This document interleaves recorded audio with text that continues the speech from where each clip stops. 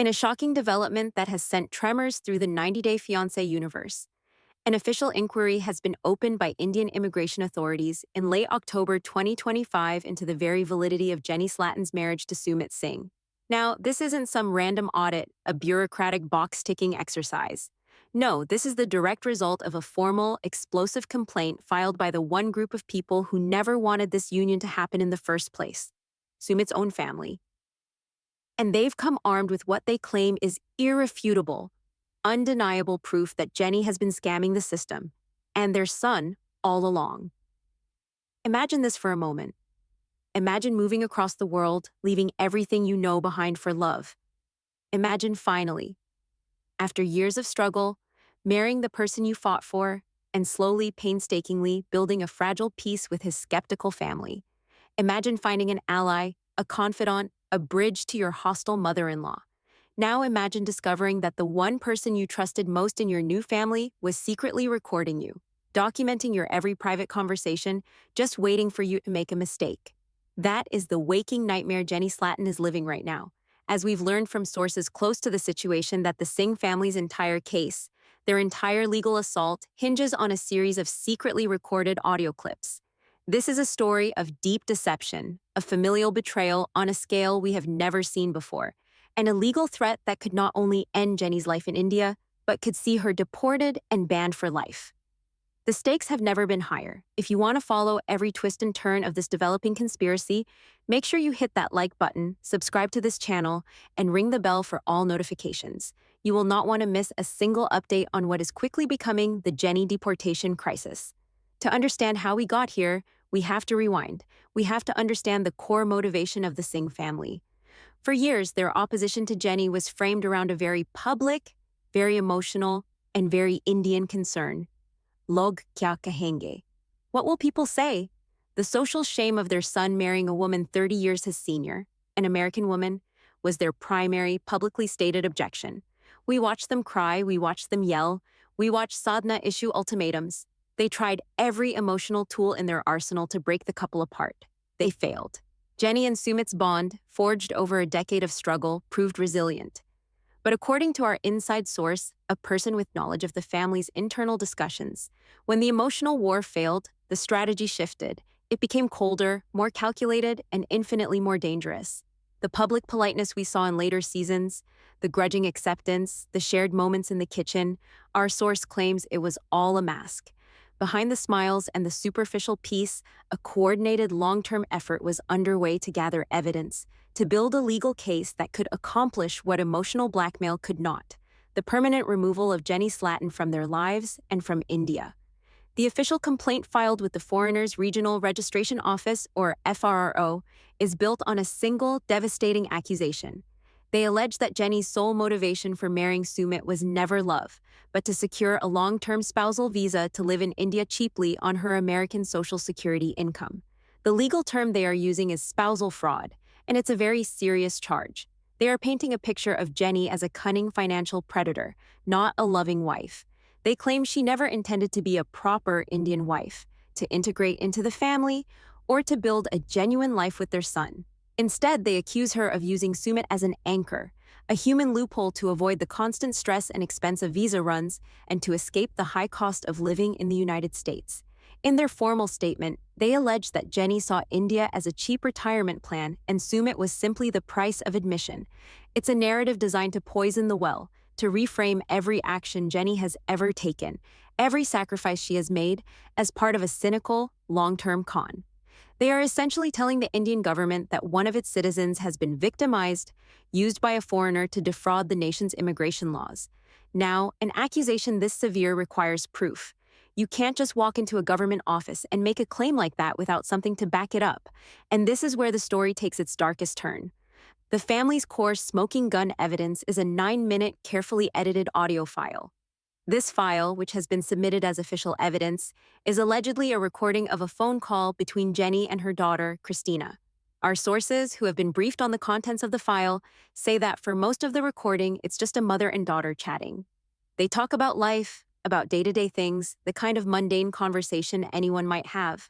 But then, nestled within this conversation, is the bombshell: A voice, which the Singh family swears is Jenny's, can be heard complaining about the cost of living in America, about the price of health care, the difficulty of stretching her Social Security check back in Palm Springs. And then comes the line that the entire case is built upon. The voice says, clear as day, "Thank God for this marriage. At least I can stay here without the government breathing down my neck." To the Singh family and their legal team, this is it. This is the confession. They are presenting this single sentence as the key that unlocks Jenny's true motives. They claim it's a clear, unambiguous admission that the marriage was a tool for visa security, a way to stop the government breathing down my neck regarding her residency status. They have edited the 9 minutes to build a narrative arc that culminates in this one damning line, stripping it of any and all surrounding context. It's a calculated piece of audio engineering designed for maximum impact, to present Jenny not as a woman in love, but as a freeloader who finally got what she wanted. The legal brief accompanying the audio file reportedly argues that this statement demonstrates a fraudulent intent from the outset, proving the marriage was a sham transaction for immigration benefits. This, of course, leads to the most critical and disturbing question of all. How in the world did Sumit's family get a recording of a private phone call between Jenny and her daughter? The answer, according to an unconfirmed but deeply troubling inside report, lies in an act of profound and personal betrayal. For years, we watched as Jenny tried to build bridges with Sumit's family. The person who emerged as her most promising ally was Sumit's sister-in-law, Shruti. She was younger, she seemed more modern, more understanding. Jenny saw her as a confidant, a friend, a potential bridge to the impenetrable wall that was Sadhna. She trusted her. She would have private conversations with her, sharing her frustrations, her hopes, her fears. Our inside report claims that this trust was weaponized against her. Shruti, the friendly sister-in-law, was allegedly the architect of the entire surveillance operation. She was a double agent from the very start. The report details a chillingly simple method. Whenever Jenny was on the phone with her daughter, Christina, Shruti would often be present, perhaps helping in the kitchen or just sitting in the same room, under the guise of being friendly or helping with translation. If a word was unclear, she would encourage Jenny to put the call on speakerphone. It was a casual request, seemingly innocent. "Oh, let me say hi to Christina," or "My hands are full, just put it on speaker." Jenny, having no reason to suspect a thing, would oblige, and while Jenny was having a deeply personal conversation with her daughter thousands of miles away, Shruti would allegedly place her own phone nearby, its microphone on, secretly recording the entire exchange. This wasn't a one-time event. The report suggests this was a systematic campaign of espionage that went on for months, possibly even years. Shruti was patiently gathering hours of raw audio, sifting through the mundane chatter, waiting for a single slip-up, a poorly phrased sentence, a moment of frustration that could be twisted and used against her. She was a spy in her own home, and the target was her own sister-in-law. The person Jenny looked to for support was actively building the weapon that could destroy her life. This immigration complaint, as terrifying as it is only the beginning. The situation is escalating. The family's lawyers haven't just submitted this audio to the immigration authorities. In a move that dramatically raises the stakes, they have also submitted the file to the local police department, filing a formal complaint alleging a conspiracy to defraud the Indian government. This is a crucial and horrifying development. This elevates the situation from a civil immigration review, which is bad enough, to a potential criminal investigation. We are no longer just talking about Jenny's spousal visa being revoked. We are now talking about criminal charges. According to legal experts we've consulted who are familiar with Indian law, such a charge could potentially fall under sections of the Indian Penal Code related to cheating and criminal conspiracy. These are not minor infractions. A conviction could carry severe penalties, including hefty fines, and in a worst-case scenario, even imprisonment.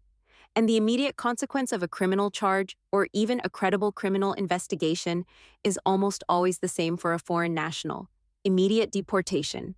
The government would argue that she has violated the terms of her visa by committing a crime on Indian soil. They wouldn't wait for a long, drawn-out trial. They could move to revoke her residency and remove her from the country pending the outcome of the case. And a deportation under these circumstances wouldn't just mean she has to leave. It would come with a lifetime ban from ever re-entering India.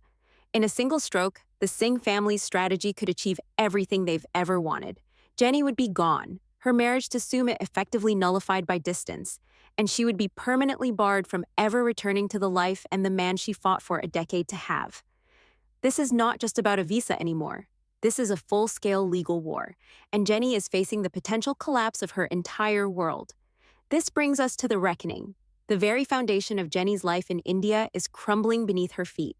The audio, whether it is real, whether it has been doctored, or whether it has been maliciously taken out of context, has already done its damage. The poison has been introduced into the system. The authorities are now forced to investigate. The seed of doubt has been planted, not just in the minds of government officials, but in the one mind that matters most, Sumit's. He is now trapped in an impossible, soul-crushing position. He is forced to confront the sickening reality that his own family, his mother, his father, his brother, and his sister-in-law, engaged in a years-long espionage campaign against the woman he loves. The betrayal is almost Shakespearean in its scope. The people who were supposed to welcome his wife into their fold were instead plotting her downfall in secret. How can he ever look at them the same way again? How can he ever trust a word his sister-in-law says? But at the same time, he is also forced to confront the evidence itself. It's a recording of his wife's voice. Even if he believes it's out of context, he cannot deny that the words were spoken. A sliver of doubt, however small, must be creeping into his heart.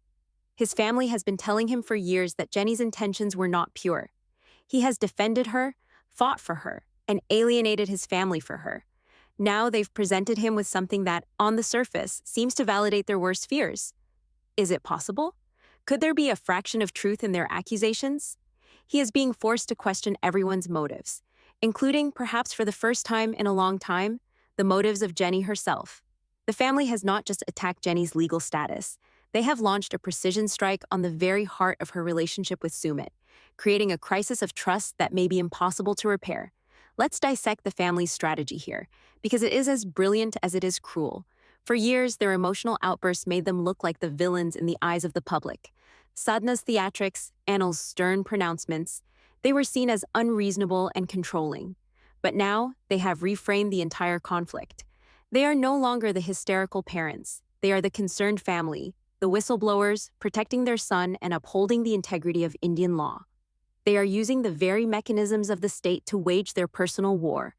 By filing official complaints, by leaking a smoking gun audio clip, they have turned public opinion into a weapon. They are banking on the idea that people will hear that one sentence, "Thank God for this marriage," and all nuance will be lost.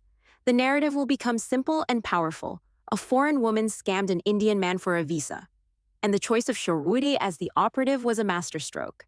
Anyone else in the family, Sadhna, Anil, even Amit, would have been too obvious. Jenny was always on her guard around them. But Shruti was her friend. Shruti was the one who could get close enough to plant the bug, so to speak. The betrayal is so personal, so intimate, that it's designed to psychologically cripple Jenny. It's a message. You are not safe here. You will never be one of us. We can get to you anytime we want. It's a form of psychological warfare intended to make Jenny feel so isolated and paranoid that she gives up and leaves on her own accord, even if the legal case somehow fails. They are attacking her from all fronts, legally, emotionally, and psychologically. Let's also consider the timing of this. Why now in late 2025? Jenny and Sumit have been married for a few years at this point. Things had seemingly quieted down. Our sources suggest the catalyst was a conversation about long-term plans. Jenny and Sumit were reportedly discussing buying a small property of their own, a final step in cementing their life together in India, completely independent of the family. This move, which would have represented a point of no return, is what allegedly triggered the family to deploy their nuclear option. They realized that if Jenny and Sumit owned property together, separating them would become infinitely more complicated. It was a now or never moment. They had been holding onto this audio, waiting for the perfect time to strike, and the threat of a permanent independent household for the couple was that trigger. Now, we must analyze the audio itself from every possible angle. Let's play devil's advocate for the family. They would argue that the context doesn't matter. The words are the words. They would say that a person truly in love would never frame their marriage in such a transactional way. As a solution to a government problem, their lawyer would stand before an immigration officer and say, her first thought wasn't about her husband, it was about her visa status. That is the definition of fraudulent intent. They will paint Jenny's entire history of visa struggles not as a testament to her dedication to Sumit, but as the calculated research phase of her grand deception. They'll say she tried every other visa, and when they all failed, she moved on to the final guaranteed option, marriage. But let's look at it from Jenny's perspective. The defense is obvious, but will it be effective? She can argue rightly that the statement is taken completely out of context. For 10 years, her life was a revolving door of visa applications, extensions, and frantic departures. The stress of dealing with Indian bureaucracy, the constant threat of being forced to leave Sumit, was the single biggest source of anxiety in her life. Of course, she was relieved that marriage solved that problem. Who wouldn't be? Her defenders would say the statement isn't, "Thank God for this marriage because it lets me stay here," but rather, "Thank God for this marriage." And one of the wonderful side effects is that the constant visa nightmare is finally over. It's a subtle but crucial difference in interpretation. It frames the visa security as a benefit of the marriage, not the reason for the marriage. The problem is, nuance is easily lost in a 9-minute edited clip and a hostile legal environment. Furthermore, how can she prove the context? The only other person on that call was her own daughter, Christina. Christina can, and likely will, provide a sworn affidavit testifying to the full nature of the conversation.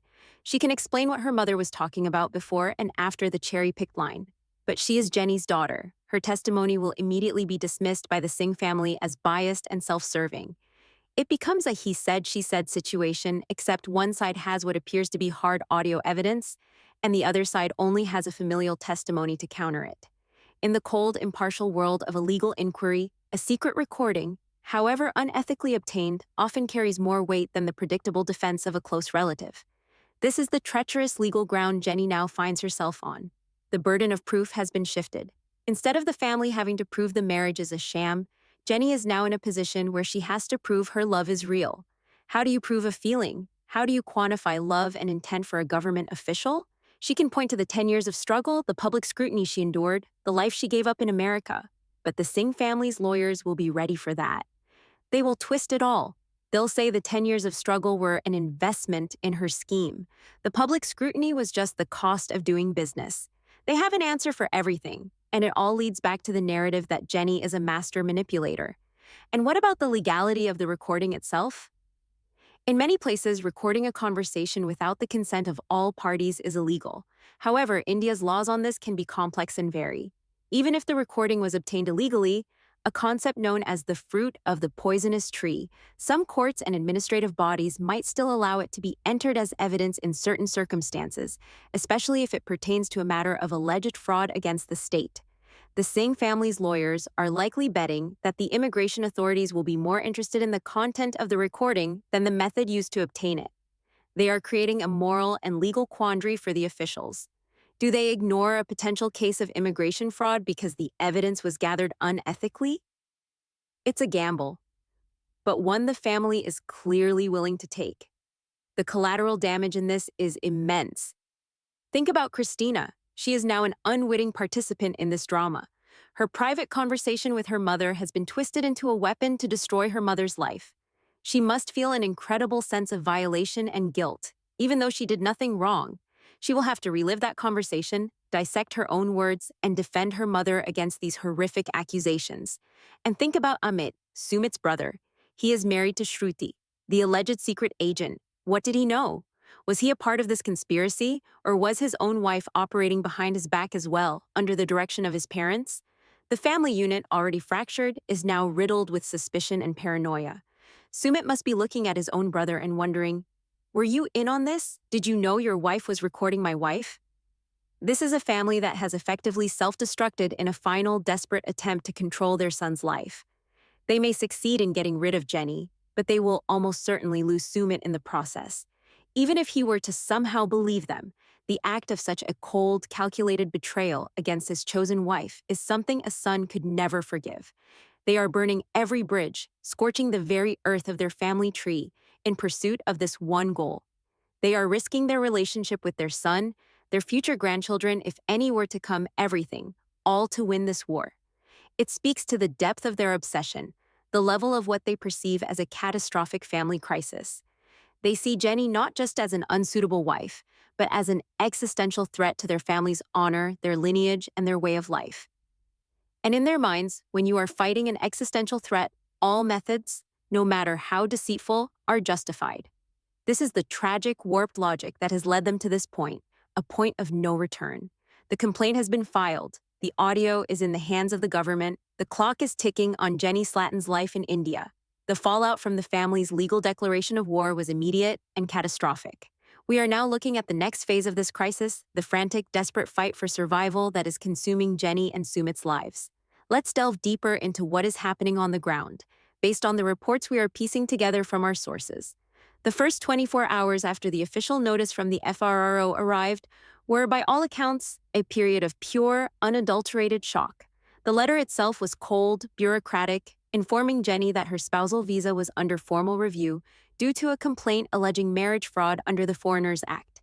It stated that a file had been opened and that she would be summoned for an interview in due course. It was the official confirmation of their worst nightmare. But the true bombshell was the realization of how the family had accomplished this. Sumit, we are told, was the one who pieced it together.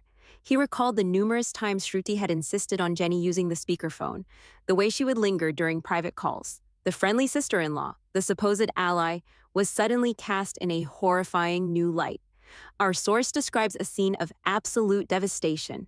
Jenny, completely broken, replaying every conversation she ever had in Shruti's presence, feeling a profound sense of violation that went far beyond the legal threat. It was the personal treachery that cut the deepest. Sumit, meanwhile, was reportedly consumed by a white-hot rage, a fury directed not just at his parents, but at the sister-in-law who had smiled at his wife's face while holding a knife behind her back.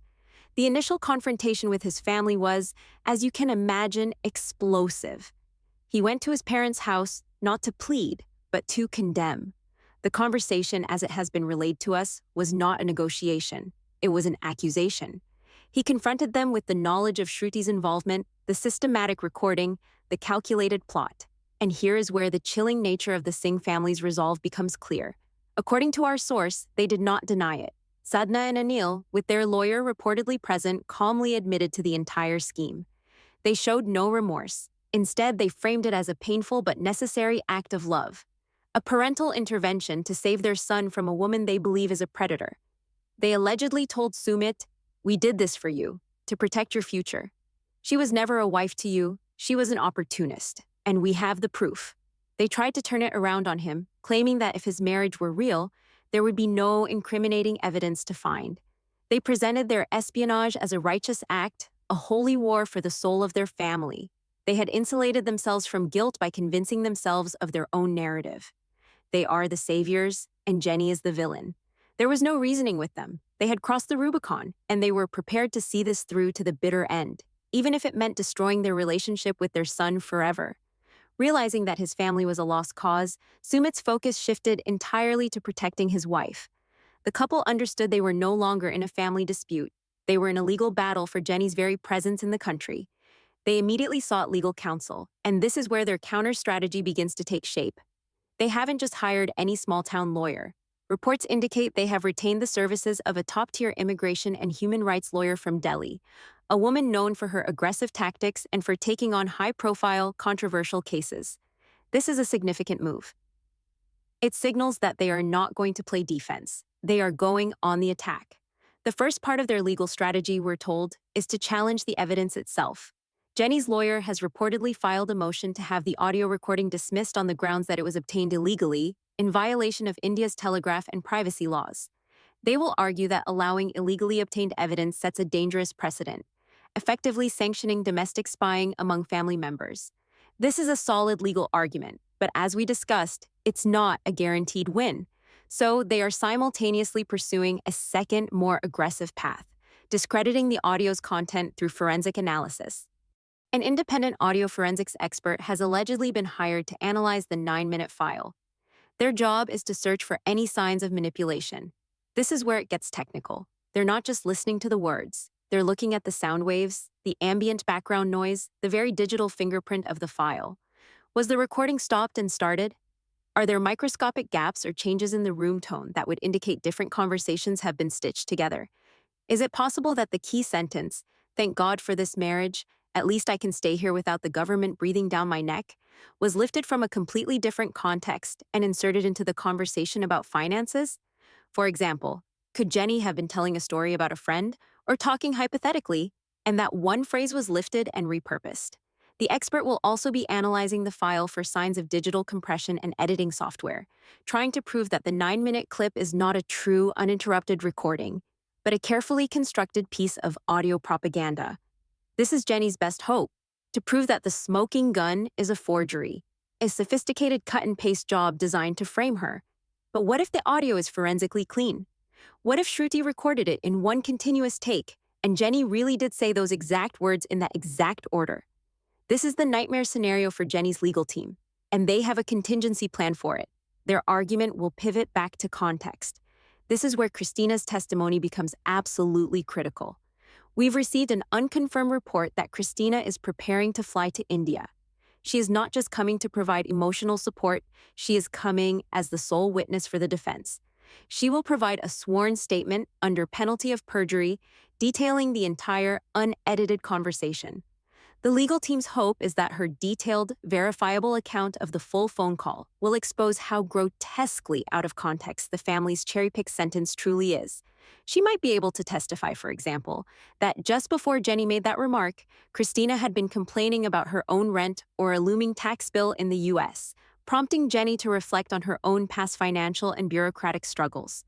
Christina could paint a picture of a mother, simply expressing relief that a decade of uncertainty was over, not confessing to a crime.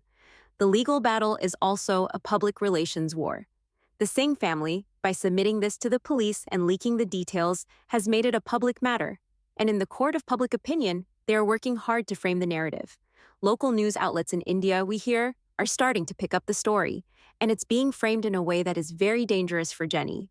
The narrative being pushed is one of a vulnerable Indian family being taken advantage of by a cunning Westerner. It taps into post-colonial sensitivities and a protective instinct towards their own citizens. Articles are painting Sumit as a victim, a good Indian son who was manipulated by an older foreign woman. They are using Jenny's age and nationality against her, creating a powerful and prejudicial narrative that could influence public perception and potentially the officials reviewing her case. To counter this, Jenny's team is reportedly preparing a media strategy of their own. They want to reframe this not as an immigration fraud case, but as a story of extreme obsessive in-laws engaging in a criminal conspiracy to destroy their son's marriage. They will highlight the illegal recording, the years of harassment, and the psychological torment. They want to paint Sadhna and Anil not as concerned parents, but as villains who have gone to monstrous lengths to enforce their will. They will likely emphasize the 10-year love story, the sacrifices Jenny made, and the life they have built together. It's a high-stakes media chess game. Whichever side successfully controls the narrative will have a huge advantage. Now let's turn our attention back inside the Singh family home, because the conspiracy is reportedly starting to show cracks. Our source close to the family suggests that the unity is beginning to fray. The person at the center of this internal conflict is Amit, Sumit's brother and Shruti's husband. The report we have suggests that Amit was not the mastermind of this plot. While he likely knew his wife was recording Jenny, he may not have understood the full extent of the legal plan. He is now caught in an impossible position. His loyalty is torn between his parents, his wife, and his brother. He is witnessing firsthand the utter destruction of his family. He sees the pain and rage in his brother's eyes, and he has to live with the woman who caused it.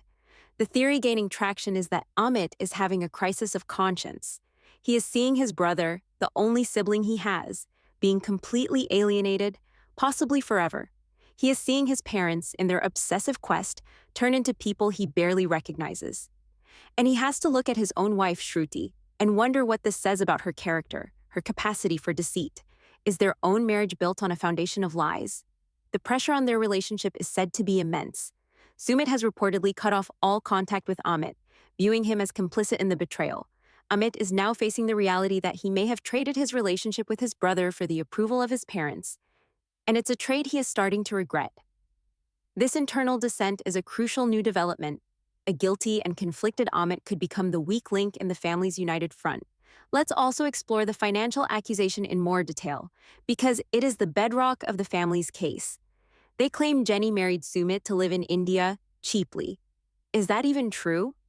Jenny receives a U.S. Social Security check, which, depending on her work history, might be somewhere between ton and 700 a month. When you convert that to Indian rupees, it's a respectable sum, certainly enough to live comfortably in many parts of India. However, is it a fortune? Hardly. The cost of living, especially in and around major cities like Delhi where they are, has been rising steadily. Rent for a decent apartment, utilities, food, transportation, and healthcare, it all adds up.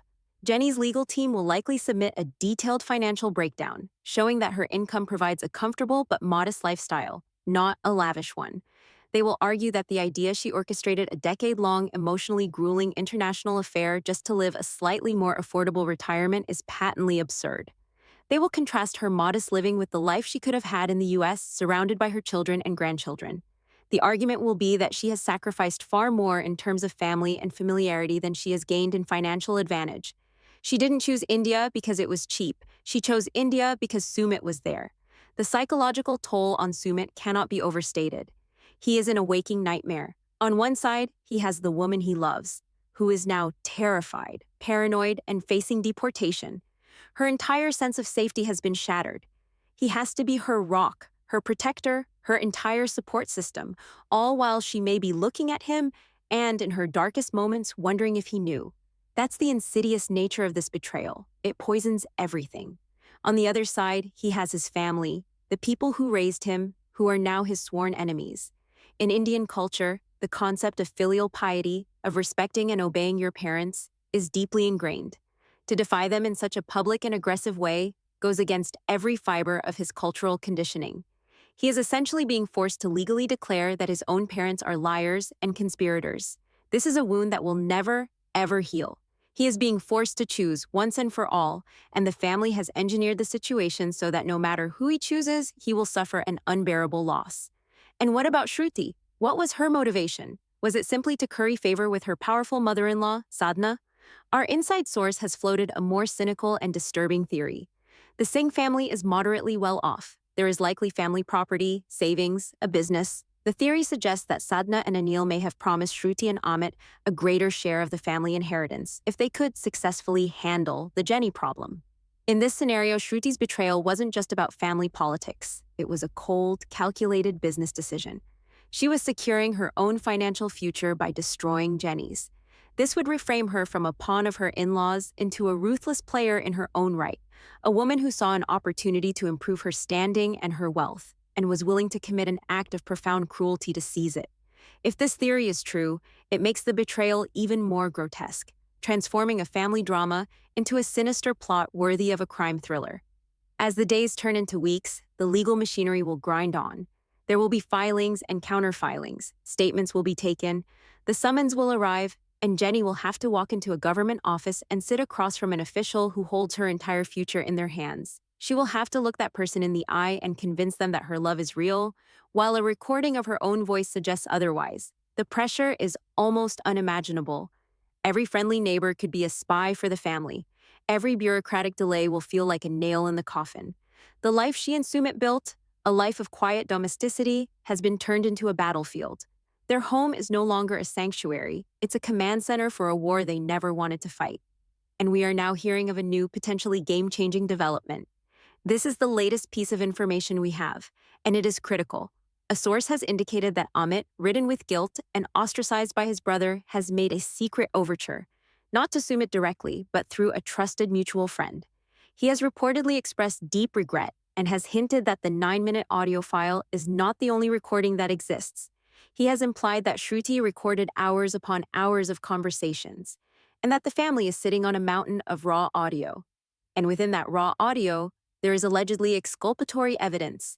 Conversations where Jenny speaks at length about her love for Sumit, her dreams for their future, her frustrations with the family's opposition, not with her visa. Conversations that would provide the very context her lawyers are desperate for.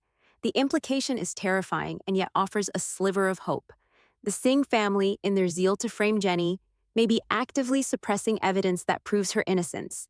They didn't just cherry-pick a line, they buried a mountain of truth to highlight a single misleading sentence.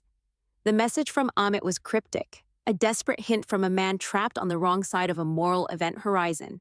He is too afraid to defy his parents and wife openly, but he can't live with the guilt of what they are doing. This creates a tantalizing possibility. Can Jenny's legal team somehow force the disclosure of all the raw audio files? Could they subpoena Shruti's phone and cloud storage? Could Amit be convinced to become a whistleblower, to leak the other recordings, and expose the full extent of his family's fraud? This changes everything. The fight is no longer just about discrediting one 9-minute file. The new objective is to uncover the evidence that the Singh family themselves are hiding. It's a race against time. Jenny's deportation review is proceeding, but now there's a hidden ace she might be able to play if only she can get to it. The entire crisis now hinges on this one question. Will a son's guilt be strong enough to overcome his fear of his own family? Amit holds the key, and his next move could either save Jenny Slatten or seal her fate forever.